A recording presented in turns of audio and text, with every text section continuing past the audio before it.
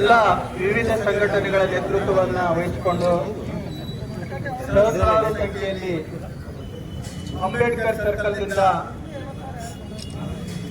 Bavaji circle ವರೆಗೆ ಸಹಸ್ರಾರು ಸಂಖ್ಯೆಯಲ್ಲಿ ಪ್ರಣಯ್ ಪಾಟೀಲ್ ಮತ್ತು ವಿವಿಧ ಸಂಘಟನೆಯ ಮುಖಂಡರ ನೇತೃತ್ವದಲ್ಲಿ ರಾಯಬಾಗಿನ ಸಮಸ್ತ ನಾಗರಿಕರು, ಕಾಲೇಜಿನ ವಿದ್ಯಾರ್ಥಿಗಳು, ಮೀಡಿಯಾ ಮಿತ್ರರು, ಯೂಟ್ಯೂಬ್ ಮಿತ್ರರು, ವಿವಿಧ ಸಂಘಟನೆಯ ಎಲ್ಲ ಮಿತ್ರರು ಸೇರಿಕೊಂಡು ಒಂದು ಅಭಿಯಾನ, ಒಂದು ಜಾಗೃತಿ ಕಾರ್ಯಕ್ರಮವನ್ನು ಹಮ್ಮಿಕೊಂಡು ಇಲ್ಲಿಯವರೆಗೆ ಬಂದು ಸಾಕಷ್ಟು ಮುಖಂಡರು ಮತ್ತು ನಾಯಕರು ಈಗಾಗಲೇ ಡ್ರಗ್ಸ್ ಬಗ್ಗೆ, ಅದರ ದುಷ್ಪರಿಣಾಮಗಳ ಬಗ್ಗೆ ಸಾಕಷ್ಟು ವಿವರವಾಗಿ ಮಾತಾಡಿದ್ದಾರೆ. ನಾನು ರಾಯಬಾಗ್ ಪೊಲೀಸ್ ಠಾಣೆಯ ಪೊಲೀಸ್ ಇನ್ಸ್ಪೆಕ್ಟರ್ ಆಗಿ ಇತ್ತೀಚೆಗೆ ಒಂದು ತಿಂಗಳಿಂದ ನಾವು ಸಾಕಷ್ಟು ಈ ಡ್ರಗ್ಸ್ ಮುಕ್ತಗೊಳಿಸುವ ಕುರಿತು ಸಾಕಷ್ಟು ಜಾಗೃತಿ ಕಾರ್ಯಕ್ರಮಗಳನ್ನು ಹಾಕಿಕೊಂಡಿದ್ದೀವಿ. ಈಗಾಗಲೇ ನಮ್ಮ ಸಬ್ ಇನ್ಸ್ಪೆಕ್ಟರ್ ಅವರ ನೇತೃತ್ವದಲ್ಲಿ ಶಾಲಾ ಕಾಲೇಜುಗಳ ಒಂದು ಜಾಥಾವನ್ನು ಮಾಡಿದ್ದೀವಿ. ಕಾಲೇಜುಗಳಿಗೆ ಹೋಗಿ ಜಾಗೃತಿ ಕಾರ್ಯಕ್ರಮಗಳನ್ನ ಆಯೋಜನೆ ಮಾಡಿದ್ದೀವಿ. ಸೊ ಅದೇ ರೀತಿ ಕರ್ನಾಟಕ ರಾಜ್ಯ ಸರ್ಕಾರ ಕರ್ನಾಟಕವನ್ನ ಡ್ರಗ್ಸ್ ಮುಕ್ತ ರಾಜ್ಯವನ್ನಾಗಿ ಮಾಡಬೇಕು ಅಂತ ಹೇಳಿ ಪಣ ತೊಟ್ಟಿದೆ. ಈಗಾಗಲೇ ನಮ್ಮ ರಾಜ್ಯದ ಗೃಹ ಮಂತ್ರಿಗಳು 2 ಕಾರ್ಯಕ್ರಮಗಳನ್ನ ಈ ಒಂದು ತಿಂಗಳಲ್ಲಿ ಆಯೋಜನೆ ಮಾಡಿಕೊಂಡು ಕರ್ನಾಟಕ ರಾಜ್ಯದಂತ ವಿವಿಧ ಜಿಲ್ಲೆ, ರಾಜ್ಯಾದ್ಯಂತ ಮತ್ತು ತಾಲೂಕು ಮಟ್ಟದಲ್ಲಿ ಈ ಕಾರ್ಯಕ್ರಮಗಳನ್ನು ನಾವು ಆಯೋಜನೆ ಮಾಡ್ತಾ ಇದ್ದೀವಿ. ಸ್ವತಃ ಗೃಹ ಮಂತ್ರಿಗಳು ರಾಜ್ಯದ ಎಲ್ಲ ಶಾಸಕರಿಗೆ ಪತ್ರವನ್ನು ಬರೆದು ತಾಲೂಕು ಮಟ್ಟದಲ್ಲಿ ಈ ಪೊಲೀಸ್ ಇಲಾಖೆ ಕೈಗೊಳ್ಳುವಂತಹ ಕಾರ್ಯಕ್ರಮಗಳಲ್ಲಿ ಭಾಗವಹಿಸಿ ಯಶಸ್ವಿಗೊಳಿಸುವಂತೆ ಪತ್ರವನ್ನು ಬರೆದಿದ್ದಾರೆ. ಸೊ ಈ ಕಾರ್ಯಕ್ರಮದ ಮುಖ್ಯ 2 ಕಾರ್ಯಕ್ರಮಗಳು ಯಾವುವಂತಂದ್ರೆ ಅಂದ್ರೆ ಬೇಡ bro, say no to drugs, this is the ಕಾರ್ಯಕ್ರಮ. ಇನ್ನೊಂದು ಕಾರ್ಯಕ್ರಮ ಯಾವುದು ಅಂತಂದ್ರೆ ಆಪರೇಷನ್ ರೈಸ್. ಈ 2 ಕಾರ್ಯಕ್ರಮಗಳು ಪೊಲೀಸ್ ಇಲಾಖೆ ವತಿಯಿಂದ ನಾವು ಜನಜಾಗೃತಿಯನ್ನು ಮೂಡಿಸಲಿಕ್ಕೆ ಅತ್ಯಂತ ಹೆಚ್ಚಿನ ಮಟ್ಟದಲ್ಲಿ ನಾವು ಕಾರ್ಯಕ್ರಮಗಳನ್ನು ಕೈಗೊಂಡಿದ್ದೀವಿ. ಬೇಡ ಬ್ರೋ ಅನ್ನೋದು ಒಂದು ಕಾರ್ಯಕ್ರಮ ಏನು ಅಂತಂದ್ರೆ ಯುವಕರಲ್ಲಿ ಪಿಯರ್ ಪ್ರೆಷರ್ ಅಂತ ಇರ್ತದೆ. ಪಿಯರ್ ಪ್ರೆಷರ್, ಯುವಕರ ತಂಡದಲ್ಲಿ ಯಾರಾದ್ರೂ ಒಬ್ಬ ಸದಸ್ಯ ಡ್ರಗ್ಸ್ಗೆ ಒಳಗಾಗಿದ್ರೆ ಆ ಡ್ರಗ್ಸ್ ಒಳಗಾದಂತ ಯುವಕ ತನ್ನ ಇತರ ಸ್ನೇಹಿತರಿಗೆ ಡ್ರಗ್ಸ್ ಸೇವನೆ ಮಾಡಲಿಕ್ಕೆ ಪ್ರಚೋದನೆ ಮಾಡ್ತಾ ಇರ್ತಾರೆ, ಒತ್ತಡವನ್ನು ಹಾಕ್ತಾ ಇರ್ತಾರೆ. ಅಂತ ಸಂದರ್ಭದಲ್ಲಿ ಬೇಡ ಬ್ರೋ, ಇಲ್ಲ ಬ್ರೋ ನಾನು ಸೇವನೆ ಮಾಡೋದಿಲ್ಲ ಅಂತ ಹೇಳುವಂತ ಒಂದು ಜಾಗೃತಿಯನ್ನು ಯುವಕರಲ್ಲಿ ಮೂಡಿಸಬೇಕು ಅನ್ನುವಂತ ಕಾರ್ಯಕ್ರಮ ನಾವು ಬೇಡ ಬ್ರೋ ಅನ್ನುವಂತ ಕಾರ್ಯಕ್ರಮವನ್ನು ಹಾಕೊಂಡಿದ್ದೀವಿ. ಅದೇ ರೀತಿ ಇನ್ನೊಂದು ಕಾರ್ಯಕ್ರಮ ಯಾವುದು ಅಂತಂದ್ರೆ ಆಪರೇಷನ್ ರೈಸ್. ರೈಸ್ ಅನ್ನುವಂತ ಪದ 4 ಅಕ್ಷರಗಳಿಂದ ಕೂಡಿದ್ದು 4 ಅಕ್ಷರಗಳಿಗೆ ಒಂದೊಂದು ಪದವನ್ನು ನಾವು ಜೋಡಣೆ ಮಾಡಿದ್ವಿ. ರೈಸ್ ನಲ್ಲಿ ಮೊದಲನೇದಾಗಿ 6 ಅನ್ನುವ ಪದವನ್ನ ರೆಫ್ಯೂಸ್. ಡ್ರಗ್ಸ್ ಅಂತ ನಿನ್ನ ಹತ್ತಿರ ಬಂದಾಗ ಅದನ್ನು ರೆಫ್ಯೂಸ್ ಮಾಡುವಂತ, ನಿರಾಕರಿಸುವಂತ ಒಂದು ಆರನ್ನು ಇಟ್ಕೊಂಡು, ಆನಂತರ ಆಯನ್ನು ಇಟ್ಕೊಂಡು, ಅಂತಂದ್ರೆ ಇನ್ಫಾರ್ಮೇಶನ್, ನಿನಗೆ ಡ್ರಗ್ಸ್ ಮೂಲ ಎಲ್ಲಿದೆ, ಡ್ರಗ್ಸ್ ಯಾರು ಸೇರ್ತಾ ಇದ್ದಾರೆ, ಡ್ರಗ್ಸ್ ಎಲ್ಲಿಂದ ಬರ್ತದೆ, ಡ್ರಗ್ಸ್ ಯಾರು ಬೆಳೀತಾ ಇದ್ದಾರೆ, ಅದರ ಬಗ್ಗೆ ಮಾಹಿತಿ ಅಂತಂದ್ರೆ ನಿನಗೆ ಇನ್ಫಾರ್ಮೇಶನ್ ಮಾಡು, ಇಲಾಖೆಗೆ ಇನ್ಫಾರ್ಮೇಶನ್ ಕೊಡು, ವಿವಿಧ ಇಲಾಖೆಗಳಿಗೆ ಇನ್ಫಾರ್ಮೇಶನ್ ಕೊಡೋದ್ರ ಮೂಲಕ ನೀನು ಡ್ರಗ್ಸ್ ಅನ್ನು ಮುಕ್ತಗೊಳಿಸುವಲ್ಲಿ ನೀನು ಒಂದು ಜವಾಬ್ದಾರಿ ನಾಗರಿಕನಾಗಿ ಕೆಲಸ ಮಾಡುವಂತ ಒಂದು ಸಂದೇಶವನ್ನು ಕಳಿಸಲಿಕ್ಕೆ, ಸಂದೇಶವನ್ನು ನೀಡಲಿಕ್ಕೆ ಆ ಎಂಬಂತ ಪದವನ್ನು ಸೇರಿಸಿದ್ದೀವಿ. ಇನ್ನು ಎಸ್ ರೈಸ್ ನಲ್ಲಿ ಎಸ್ ಅನ್ನ ಬರ್ತದೆ. ಎಸ್ ಅಂತಂದ್ರೆ ಸಪೋರ್ಟ್. ಈ ಡ್ರಗ್ಸ್ ಮುಕ್ತ ರಾಜ್ಯವನ್ನಾಗಿ ಮಾಡಲಿಕ್ಕೆ ಪ್ರತಿಯೊಬ್ಬರು ನಾಗರಿಕರು ಕಂಕಣಬದ್ಧವಾಗಿ ಸಪೋರ್ಟ್ ಮಾಡಬೇಕು, ಪ್ರತಿಯೊಬ್ಬರು ಇದರಲ್ಲಿ ಭಾಗಿಯಾಗಬೇಕು, ಈ ಕ್ರಮಗಳನ್ನು ಕೈಗೊಳ್ಳುವಂತ ಇಲಾಖೆಗಳ ಜೊತೆ ಕೈ ಜೋಡಿಸಬೇಕು ಅನ್ನುವಂತ ಉದ್ದೇಶದಿಂದ ಎಸ್ ಅನ್ನ ರೈಸ್ ನಲ್ಲಿ ಎಸ್ ಅನ್ನ ಪದವನ್ನು ಸೇರಿಸಿದೆ. ಇನ್ನು ಈ ಅಂತಂದ್ರೆ ಎಂಪವರ್.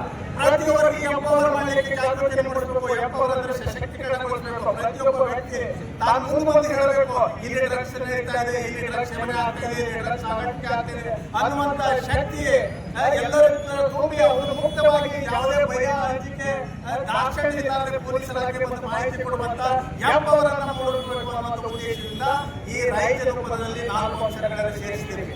ಇದನ್ನ ಜನಜಾಗೃತಿ ಮೂಡಿಸಬೇಕು ಈ ಪದಗಳನ್ನ ಹೇಳೋದ್ರ ಮೂಲಕ ಅಂತೇಳಿ ನಮ್ಮ ಕರ್ನಾಟಕ ರಾಜ್ಯ ಸರ್ಕಾರ ಗೃಹ ಇಲಾಖೆ ನೇತೃತ್ವದಲ್ಲಿ ಮಾನ್ಯ ಗೃಹ ಸಚಿವರು ಈ 2 ಕಾರ್ಯಕ್ರಮಗಳನ್ನ ಈ ತಿಂಗಳನ್ನ ಜಾರಿಗೆ ತಂದಿದ್ದಾರೆ. ಇದನ್ನ ನಾವು ತಾಲೂಕಿನಲ್ಲಿ ಎಲ್ಲಾ ಜನ ಜಾಗೃತಿಯನ್ನು ಗೊತ್ತಾ ಇದ್ದೀವಿ. ಹೀಗಾಗಿ ಅದು ಅಲ್ಲದೆ ಡ್ರಗ್ಸ್ ಅನ್ನ ನಿರ್ಮೂಲನೆಗೊಳಿಸಲಿಕ್ಕೆ ರಾಷ್ಟ್ರ ಮಟ್ಟದಲ್ಲಿ ಒಂದು ನಾರ್ಕೋಟಿಕ್ ಬ್ಯೂರೋ ಇಂಡಿಯಾ ಅಂತಿದೆ. ಅದೇ ರೀತಿಯಲ್ಲಿ ರಾಜ್ಯ ಮಟ್ಟದಲ್ಲಿ ಒಂದು ಡ್ರಗ್ಸ್ ಪಡೆಯನ್ನ ನಿರ್ಮಾಣ ಮಾಡಲಾಗಿದೆ ಮತ್ತು ರಾಜ್ಯದ ಪ್ರತಿ ಪೊಲೀಸ್ ಠಾಣೆಯಲ್ಲಿ ಮತ್ತು ಜಿಲ್ಲಾ ಮಟ್ಟದಲ್ಲಿ ಕೂಡ ನಾವು ಅದನ್ನ ಕ್ರಮಗಳನ್ನು ಕೈಗೊಳ್ಳಲಿಕ್ಕೆ ಮುಂದೆ ಬರ್ತೀವಿ. ಒಟ್ಟಾರೆ ಡ್ರಗ್ಸ್ ಅನ್ನು ನಿರ್ಮೂಲನೆ ಮಾಡಲಿಕ್ಕೆ ದೇಶದಲ್ಲಿ ಒಂದು NDPS ಆಕ್ಟ್ ಅಂತಿದೆ, ನಾರ್ಕೋಟಿಕ್ ಡ್ರಗ್ಸ್ ಅಂಡ್ ಸೈಕೋಟ್ರಾಪಿಕ್ ಆಕ್ಟ್ ಅಂತಿದೆ, ಮಾದಕ ವಸ್ತುಗಳು ಮತ್ತು ಮನೋರೋಗ ವಸ್ತುಗಳ ಕಾಯ್ದೆ ಅಂತ ಹೇಳಿ. ಅದು 1985ರಲ್ಲಿ ಜಾರಿಗೆ ತಂದಿದೆ. ಈ ಕಾಯ್ದೆ ಅತ್ಯಂತ ಸ್ಟ್ರಿಂಜೆಂಟ್ ಆಗಿದೆ, ಕಠಿಣವಾಗಿದೆ. ಸುಮಾರು 20 ವರ್ಷಕ್ಕಿಂತ ಹೆಚ್ಚು ಶಿಕ್ಷೆ ಮತ್ತು ಲಕ್ಷಗಟ್ಟಲೆ ಫೈನ್ ಇದೆ. ಅದರಲ್ಲಿ ಗಾಂಜಾ ಬೆಳೆಸುವುದಾಗಲಿ, ಗಸಗಸೆ ಬೆಳೆಸುವುದಾಗಲಿ, ಸಾಗಾಟ ಮಾಡುವುದಾಗಲಿ, ಸೇವನೆ ಮಾಡುವುದಾಗಲಿ, ಮಾರಾಟ ಮಾಡುವುದಾಗಲಿ, ಬೆಳೆಸುವುದಾಗಲಿ, ಉತ್ಪಾದನೆ ಮಾಡುವುದಾಗಲಿ ಮತ್ತು ಆ ಚಟಕ್ಕೆ ಪ್ರೋತ್ಸಾಹ ನೀಡುವುದಾಗಲಿ, ಪ್ರಚೋದನೆ ನೀಡುವುದಾಗಲಿ, ಮತ್ತೆ ಸಂಘಟನೆ ಮಾಡುವುದಾಗಲಿ, ಹಣಕಾಸು ತೊಡಗಿಸುವುದಾಗಲಿ, ಸೇವನೆ ಮಾಡುವುದಾಗಲಿ ಅಪರಾಧ ಇದೆ. ಈ ಅಪರಾಧಗಳನ್ನು ನಾವು ಅತ್ಯಂತ ಕಠಿಣವಾಗಿ ಪ್ರಕರಣಗಳನ್ನು ದಾಖಲಿಸಿದಂತ ಆರೋಪಿಗಳನ್ನ ಜಸ್ಟಿಸ್ ಮಾಡಿ ಮಾದಕ ವಸ್ತುಗಳನ್ನು ಸೀಲ್ ಮಾಡಿ ನ್ಯಾಯಾಲಯದ ಹಾಜರುಪಡಿಸಿದ್ದೇವೆ. ಇದೇ ಒಂದು ಕಾರ್ಯಕ್ರಮ ಈಗಾಗಲೇ ಈ ಭಾಷಣದಲ್ಲಿ ಒಬ್ಬರು ಪ್ರಸ್ತಾಪ ಮಾಡೋದು ನೀಡುವುದಿಲ್ಲ. ಕ್ಯಾಂಟೀನ್ಗೆ ನಾವು ಹೋದ ವರ್ಷ ಒಂದು ಕಾಗದವನ್ನು ಬೆಳೆದಿದ್ದ ಸೀಲ್ ಮಾಡಿದ್ದೀವಿ. ಆ ಆರೋಪಿ ಇಲ್ಲಿಯವರೆಗೆ ಜೈಲಿದ್ದಾನೆ. ಯಾಕಂದ್ರೆ ನಮ್ಮ ಹೈಕೋರ್ಟ್ ಅಲ್ಲಿ ಅವರಿಗೆ ಸಿಕ್ಕಿತ್ತು. ಅದನ್ನು ನಾನೇ ಸ್ವತಃ ಹೈಕೋರ್ಟ್ ಹೋಗಿ ವಾದ ಮಾಡಿ ಅವರನ್ನ ಹೈಕೋರ್ಟ್ ಅಲ್ಲಿ ಅವರ ಬೇಲ್ ಕ್ಯಾನ್ಸಲೇಷನ್ ಮಾಡಿ ಪುನಃ ಜೈಲಿಗೆ ಕಳಿಸಿ ಇಲ್ಲಿವರೆಗೆ ನಾವು ಅವನನ್ನ ಜೈಲಿನಲ್ಲಿ ಇಡಲಿಕ್ಕೆ ಸಾಧ್ಯ ಆಗಿದೆ. ಇನ್ನೂವರೆಗೆ ಜೈಲಿಗೆ ಹೊರಗಡೆ ಬಂದಿಲ್ಲ. ಅಂತ ಕಠಿಣವಾದಂತ ಕಾನೂನು NDPS ಕಾನೂನು. ಇಂಥ ಕಾನೂನಿನಲ್ಲಿ ನಾವು ಕ್ರಮ ಕೈಗೊಳ್ತೀವಿ. ಅದು ಅಲ್ಲದೆ ನಿರಂತರವಾಗಿ ಸಂಘಟಿತವಾಗಿ ಮಾದಕ ವಸ್ತುಗಳನ್ನು ಮಾರಾಟ ಮಾಡುವವರು, ಸೇವನೆ ಮಾಡುವವರು ಮತ್ತು ಅದಕ್ಕೆ ಪ್ರಚೋದನೆ ನೀಡುವವರು NDPS ಅಂತಿದೆ. Prevention of immoral trafficking NDPS act ಅಂತಿದೆ. ಅದರಲ್ಲಿ ಗುಂಡಾ ಕಾಯ್ದೆಗಳನ್ನು ಹಾಕಿ ವರ್ಷಾನುಗಟ್ಟಲೆ ನಾವು ಬಂಧಿಸಿ ನ್ಯಾಯಾಲಯದಲ್ಲಿ ಜೈಲಲ್ಲಿ ಇಡಲಿಕ್ಕೆ ಅವಕಾಶ ಇದೆ. ಇಷ್ಟೊಂದು ಸ್ಟ್ರಿಂಜೆಂಟ್ ಕಾನೂನನ್ನು ನಾವು ಜಾರಿಗೆ ತಂದಿರ್ತೀವಿ. ಇದು ಅಲ್ಲದೆ ಇದರ ದುಷ್ಪರಿಣಾಮಗಳ ಬಗ್ಗೆ ನಿಮ್ಗೆ ಗೊತ್ತಿದೆ. ಗಾಂಜಾ ಸೇವನೆ ಮಾಡುವುದು ಅಥವಾ ಮಾದಕ ವಸ್ತುಗಳು ಸೇವನೆ ಮಾಡುವುದು ಕೇವಲ ವೈಯಕ್ತಿಕ ಸಮಸ್ಯೆ ಅಲ್ಲ, ಅದು ಕುಟುಂಬದ ಸಮಸ್ಯೆ, ಸಮಾಜದ ಸಮಸ್ಯೆ ಮತ್ತು ದೇಶದ ಸಮಸ್ಯೆ. ಈ ಸಮಸ್ಯೆ ಸಾಮಾಜಿಕ ಮತ್ತು ಆರ್ಥಿಕ ಸಮಸ್ಯೆಯಾಗಿ ಮಾರ್ಪಡುತ್ತದೆ. ನೀವು ಈಗಾಗಲೇ ಪಾಟೀಲ್ ಹೇಳಿದ್ರು, ನಮ್ಮ ದೇಶದಲ್ಲಿ ಪಂಜಾಬ್ ಮತ್ತು ಕೇರಳ ಅತ್ಯಂತ ಗಂಭೀರವಾದ ಪರಿಸ್ಥಿತಿಯನ್ನು ನಾವು ನೋಡ್ತಾ ಇದ್ದೀವಿ. ಪಂಜಾಬ್ ಡ್ರಗ್ಸ್ ಸೇವನೆಯಿಂದ ರಾಜ್ಯ ಹೇಗಾಗಿದೆ ಅಂತಂದ್ರೆ ನೀವು ಉತ್ತರ ಪಂಜಾಬ್ ಪಿಕ್ಚರ್ ಅನ್ನು ನೋಡಿದಾಗ ನಿಮ್ಗೆ ಗೊತ್ತಾಗುತ್ತೆ. ಕಾಲೇಜು ವಿದ್ಯಾರ್ಥಿಗಳು ಆ ಸೇವನೆಯಿಂದಾಗಿ ತಮ್ಮ ಜೀವನವನ್ನು ಕಳೆದುಕೊಂಡು ಮತ್ತು ಸಮಾಜವನ್ನು ರೋಗಗ್ರಸ್ತವನ್ನು ಮಾಡಿ ಅದು ಮತಪತ್ರಕ್ಕೆ ಹೋದಂತ ರಾಜ್ಯ ಆಗಿದೆ. ಅಂತ ರಾಜ್ಯವನ್ನಾಗಿ ನಮ್ಮ ಕರ್ನಾಟಕ ರಾಜ್ಯ ಆಗಬಾರದು, ಅದನ್ನು ಮುಕ್ತಗೊಳಿಸಬೇಕು ಅನ್ನೋ ಉದ್ದೇಶದಿಂದ ಸದುದ್ದೇಶದಿಂದ ನಾವೆಲ್ಲರೂ ಕಾರ್ಯಕ್ರಮ ಆಗಬೇಕಾಗಿದೆ. ಸಮಾಜದ ಎಲ್ಲಾ ನಾಗರಿಕರು ಅದರ ಕರ್ತವ್ಯ ಇದೆ. ನಮಗೆ ಸಂವಿಧಾನ ಬರೇ ನಮಗೆ ಹಕ್ಕುಗಳನ್ನು ಕೊಟ್ಟಿಲ್ಲ, ನಮಗೆ ಜವಾಬ್ದಾರಿಗಳನ್ನು ಕೊಟ್ಟಿದೆ, ನಮಗೆ ಕರ್ತವ್ಯಗಳನ್ನು ಕೊಟ್ಟಿದೆ. ಅಪರಾಧ ತಮ್ಮ ಮುಂದೆ ನಿಂತಿದೆ ಅಂತಂದ್ರೆ ಅಪರಾಧವನ್ನು ಮುಕ್ತವಾಗಿ ಪೊಲೀಸರಾಗಿ ಹೇಳಬೇಕಾಗಿದ್ದು ಪ್ರತಿಯೊಬ್ಬ ನಾಗರಿಕನ ಒಬ್ಬ ಕರ್ತವ್ಯ. ಅದು ಆ ಕರ್ತವ್ಯವನ್ನು ನಮ್ಮ ಪ್ರಜೆಗಳು ಸರಿಯಾಗಿ ಬಳಸಿಕೊಂಡ್ರೆ ಅದು ನಾವು ಇಂಪಾರ್ಟೆಂಟ್ ಆಗಿ ಎಲ್ಲಾ ಅಪರಾಧಗಳನ್ನು ಮುಕ್ತಗೊಳಿಸಬಹುದು. ಇತ್ತೀಚೆಗೆ ನಮ್ಮ ಗುರುಜಿಯವರು ಹೇಳಿದ್ರು, ನಮ್ಮ SP ಸಾಹೇಬರು, ರಾಮರಾಜನ್ ಸಾಹೇಬರು ಬೆಳಗಾವಿ ಜಿಲ್ಲೆಗೆ ಬಂದ ನಂತರ ಬೆಳಗಾವಿ ಜಿಲ್ಲೆಯನ್ನು ಅಪರಾಧ ಮುಕ್ತಗೊಳಿಸಲಿಕ್ಕೆ ದಿನ ಹಗಲು ಕೆಲಸ ಮಾಡ್ತಿದ್ರೆ ಅವರಿಗೆ ನಾವು ತುಂಬಾ ಸಹಕಾರಿಯಾಗಿ ನಾವು ಪೊಲೀಸ್ ಠಾಣೆಯಲ್ಲಿ ಇನ್ಸ್ಪೆಕ್ಟರ್ ಕೆಲಸ ಮಾಡ್ತಿದ್ದೇವೆ. ಈ ರಾಯಬಾಗಲು ಕೂಡ ಹಲವಾರು ಅಪರಾಧಗಳನ್ನು ನಾವು ಪತ್ತೆ ಮಾಡಿದ್ದೀವಿ. ಅಪರಾಧ ಮುಕ್ತ ರಾಯಬಾಗ ಮಾಡಲಿಕ್ಕೆ ನಾವು ಕಠಿಣ ಕ್ರಮಗಳನ್ನು ಕೈಗೊಳ್ಳುತ್ತೀವಿ. ಅಧಿಕಾರಿ ಸಿಬ್ಬಂದಿಗಳು ಹಗಲಿರುವುದು ನಾವು ಕರ್ತವ್ಯ ನೆರವೇರಿದ್ದೇವೆ. ಇಲ್ಲಿ ಅಪರಾಧ ಮುಕ್ತಗೊಳಿಸಬೇಕು. ಈ ರಾಯಬಾಗ ಮೊದಲಿನಿಂದಲೂ ಕೂಡ ಅಪರಾಧಕ್ಕೆ ಹೆಚ್ಚು ಪ್ರಾಶಸ್ತ್ಯ ಇರುವ, ಅಪರಾಧಗಳು ಹೆಚ್ಚು ನಡೆಯುವಂತ ಒಂದು ಭಾಗ ಅಂತ ಹೇಳಿ ನಮ್ಮ ಇಲಾಖೆ ಗುರುತಿಸಿದೆ. ಹೀಗಾಗಿ ನಾವು ಎಲ್ಲರೂ ಕೂಡ ಈ ರಾಯಬಾಗವನ್ನು ಅಪರಾಧ ಮುಕ್ತಗೊಳಿಸಬೇಕು. ಇಲ್ಲಿ ಜನರು ನೆಮ್ಮದಿಯಿಂದ ಬದುಕಬೇಕು, ಅವರ ಸ್ವಾತಂತ್ರ್ಯದಿಂದ ಬದುಕಬೇಕು.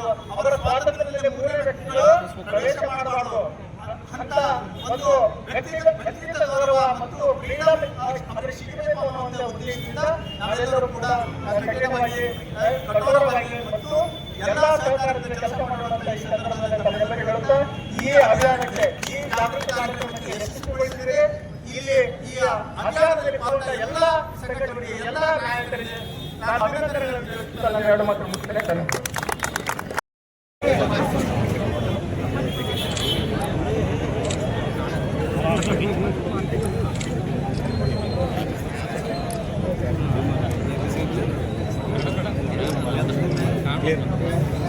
ಪಡ್ಕೋದಿಲ್ಲ ತಳಗ್ ಮಾಡ್ರಿ